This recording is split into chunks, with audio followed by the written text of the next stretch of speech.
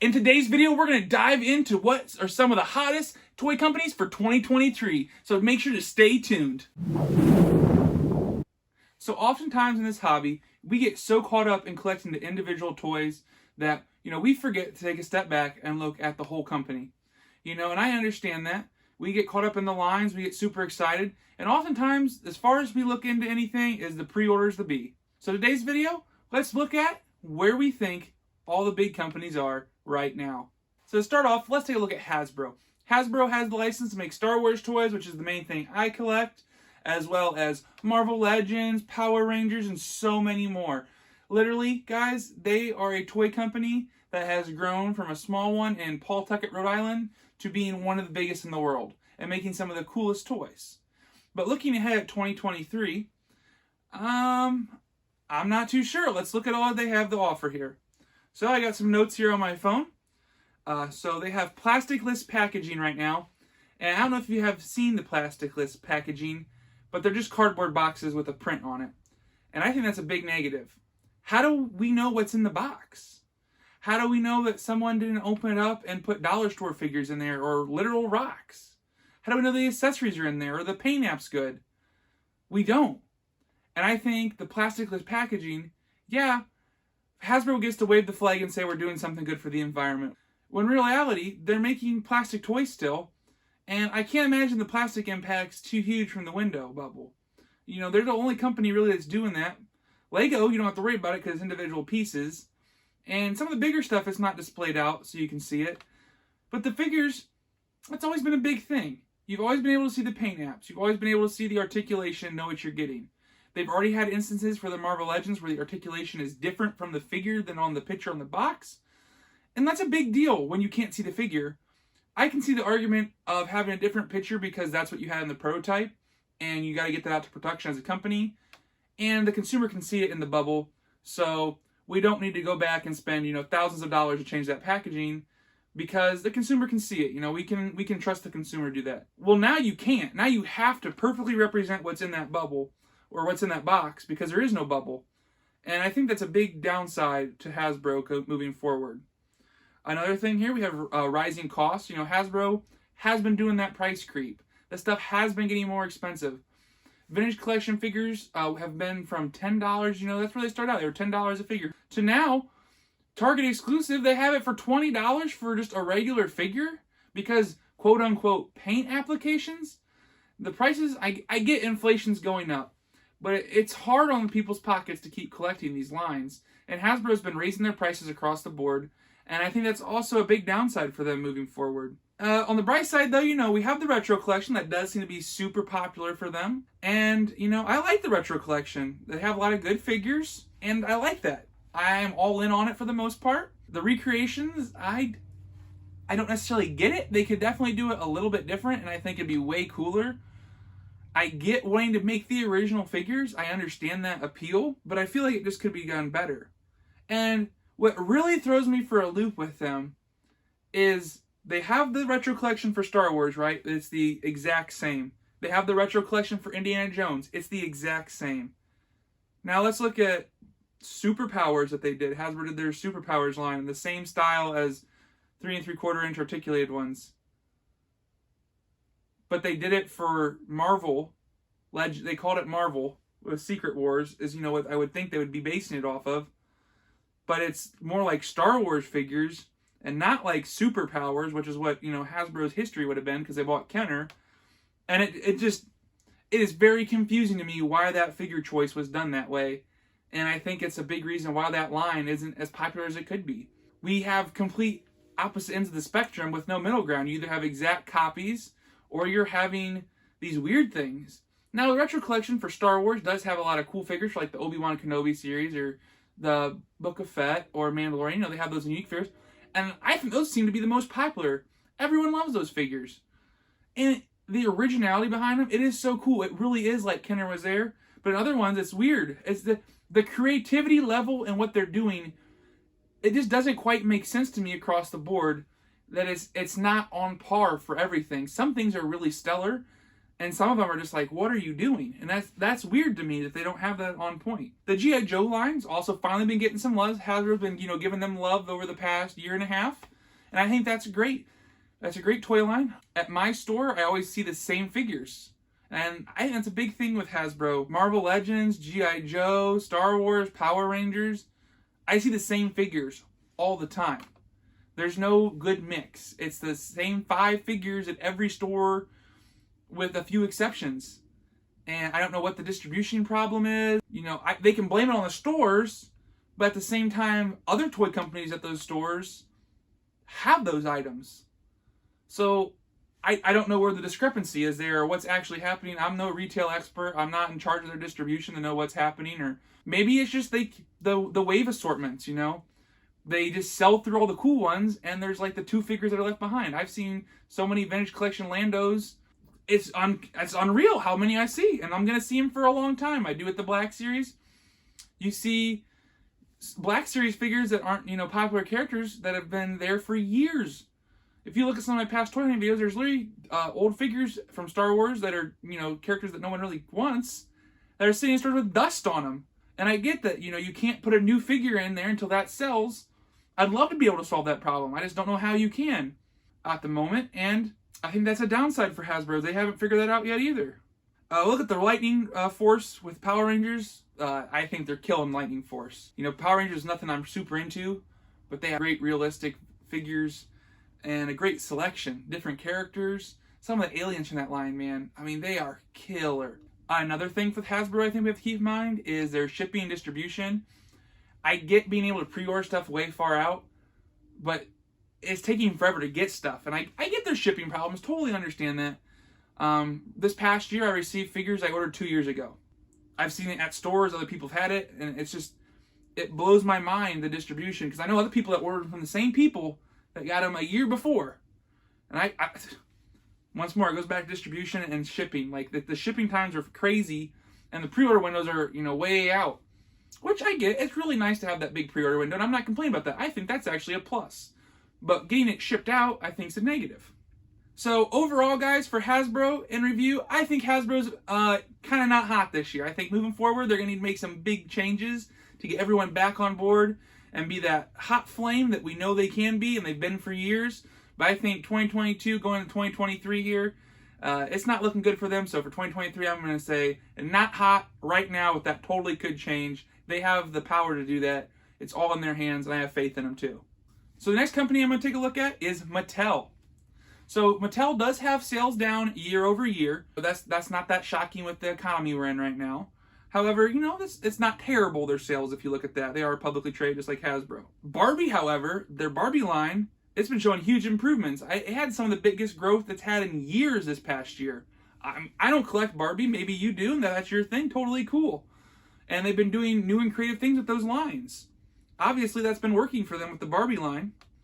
Mattel Creations versus Hasbro Pulse. I think that's something we're going to see all the time. Hasbro Pulse kind of did that first with the Sail Barge. Hugely popular. Now we have Mattel Creations. They're coming out with Eternia.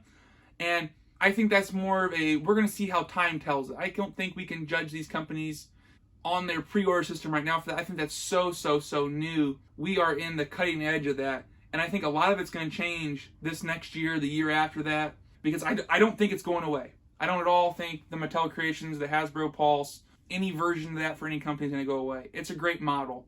It keeps them from having to make big, expensive items that are going to sit on shelves, and a lot of collectors are going to try to wait till they go on clearance. Because as a company, you can't make money if everyone's waiting for your thing to go on clearance.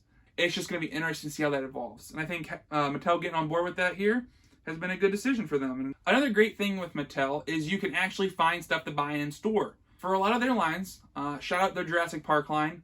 It's one of my favorite lines to go out and see in stores. There's always a huge variety. There's always good selection. There's always the key dinosaurs that you'd want. It's like that at almost every store I go to. And that is so impressive when other companies are struggling to get their toys in there. Especially the Jurassic Park line. Some of the other lines aren't as good, but I mean, they kill it with it. They're doing really good sculpts, really good paint apps, really good play features. And it's in stores where you can actually buy it. You don't have to rely on a scalper or a pre-order. You can actually go to the store and buy it. I think that's a huge bonus. We look at Motu for them. That's a line that's a little bit different. There seems to always be good selection when I go out for the Masters of the Universe line. But a lot of times for Masters of the Universe, it's the same figures I'm seeing over and over and over and over again, similar to Star Wars, but it's more variety. So where Star Wars, I might see the same 2 figures all the time with Hasbro. With Masters of the Universe, I'm seeing the same 5 or 6 or 7, and then there's like 1 or 2 rare ones that I don't hardly ever see. Maybe 3 or 4 depending on the line. And there'll be certain waves, that are super hard to find, and there's other waves that get well shipped, and that's just how it is. They do a pretty good job, and there is a pretty good selection. I think for the most part, whatever He-Man figures you're looking for, you get a pretty good chance of finding it. If you're a kid wanting to play with them, you can find them. I think that's huge. And yeah, you're going to say certain lines are for collectors. I totally understand that. But if kids don't get into these things, collecting's going to die. It's that simple, and I think that's something you have to keep in mind with distribution and making sure people are getting stuff. It's not just for the collectors, it's for the kids as well. And I think they're doing a really good job with their distribution with that for Mattel for the most part. Now, another problem I have with Mattel with that, I just give them all that plus, is the oversaturation with it. So for instance, with He-Man, I think earlier this year there was like 4 different He-Man lines out right in time. There was the retro ones, their Origins, and then they had the Revelations line, and they had a more animated line, and then there was the mini. Like there was a lot of different He-Man lines and when I say lines, I mean they're not corresponding with each other. You can't, put them side by side really and have them work together, which is weird because it's making you as a collector pick. Do I want to pick this line to go after or this line? For instance, if you look at Hasbro, oftentimes they'll pick different scales, and I can pick a 6-inch scale or a 3 3/4 inch scale or a 12-inch scale. And that's for different collectors. They'll have different choices like that, but they will usually pick a scale and they'll go with it. Some of them were like basically the same scale, and it was whether I wanted this art style or this art style, and it was just weird because it made it hard to choose, I feel like, between what you wanted. Did you want to buy all of these ones, or did you want to buy all of these ones?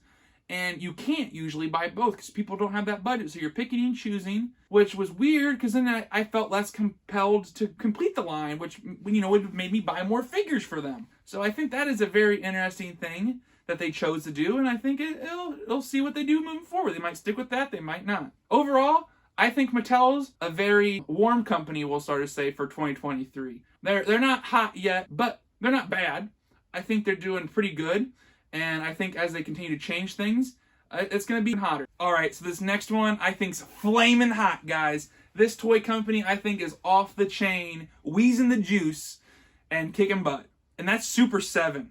So Super 7 has a killer mix. If you're not following what they're putting out, I mean, they're almost making a toy for everybody. I mean, it might not be something that I feel like most people feel the need to collect all of, but they're making toys that I think most people would feel that they want to buy some of. They have great different license. They're making a variety of things that are, nostalgic based versus new versus high end versus affordable. I mean, they really have a good marketing mix right now. And I feel like it'd be hard pressed to take a toy collector and not be able to have them find something that Super 7 has out that they would like to have in their collection. I mean, they are really, really doing a good job. Let's look at the Ultimates line. The Ultimate line is what I wished Hasbro did with the retro collection, or some version of it with all their different weird nostalgia grabs. The Ultimates lines, be it Ninja Turtles Ultimates or Thundercats Ultimates, they're taking these vintage toys, the vintage cartoons, and they're making these beautiful works of art for the modern day with them.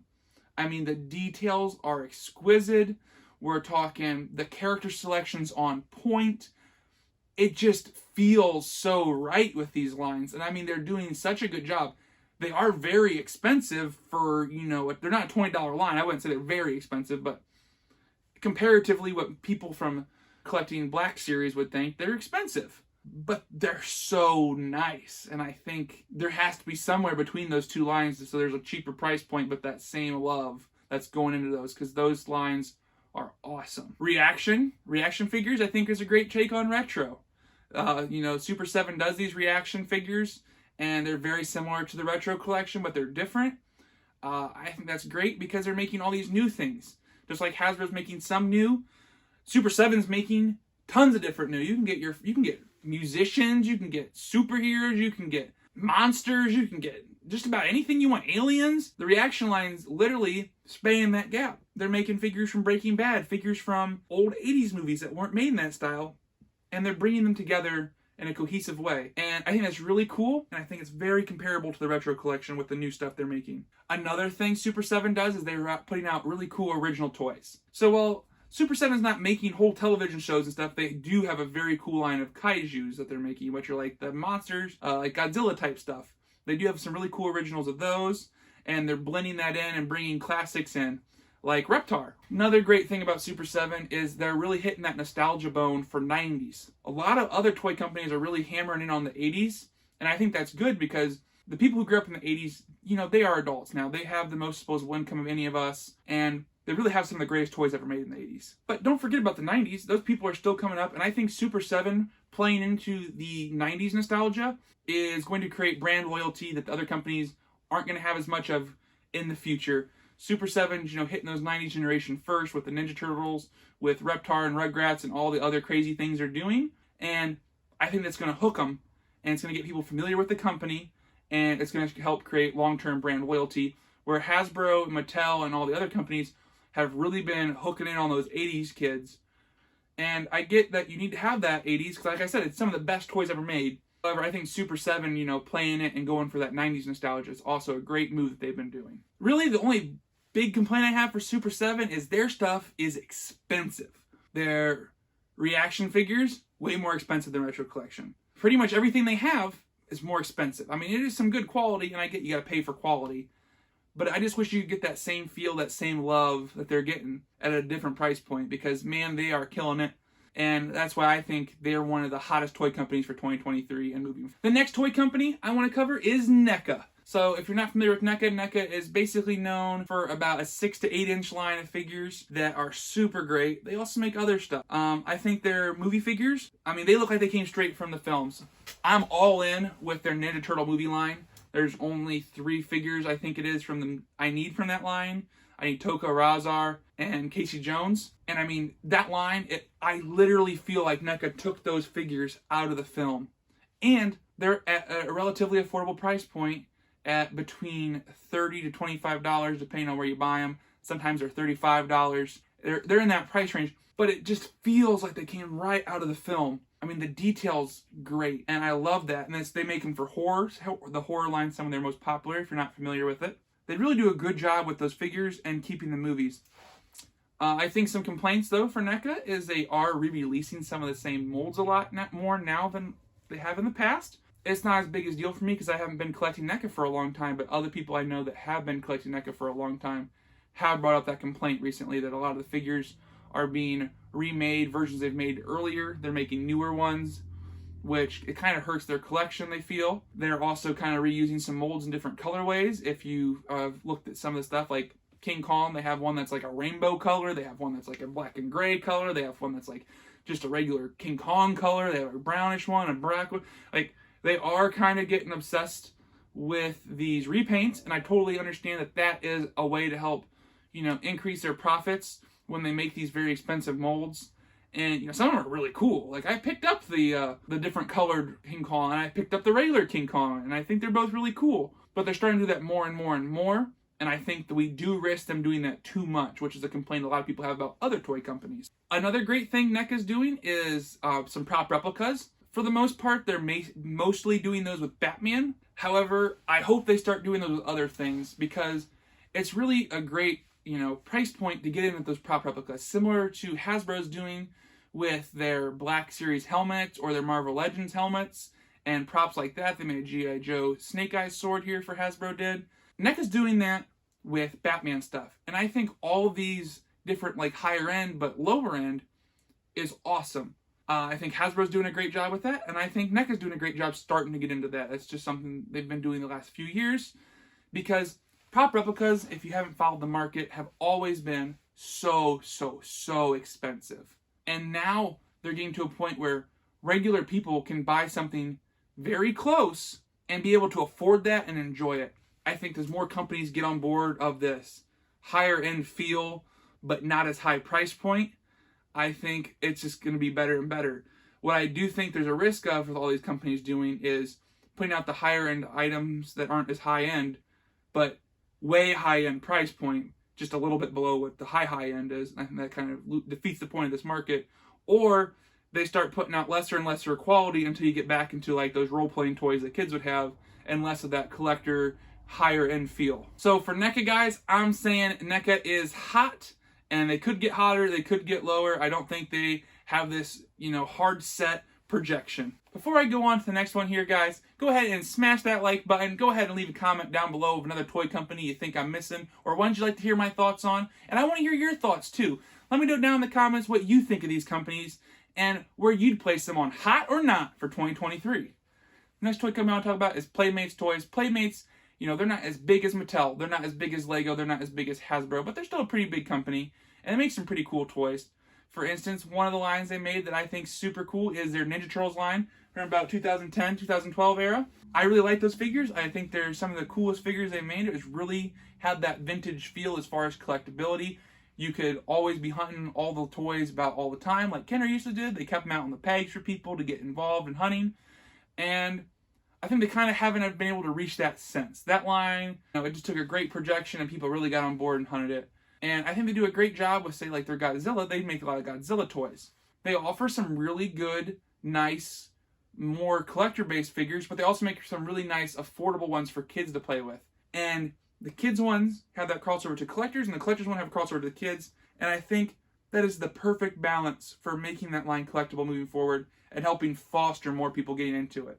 Another thing they've done is they've, hit that nostalgia button that everyone's been hitting, and that is with their Playmates Star Trek figures. They're bringing back the Star Trek figures. I personally have never really got into those, but people like my friend Kevin, they'll love them, and they're so thrilled to be having those back.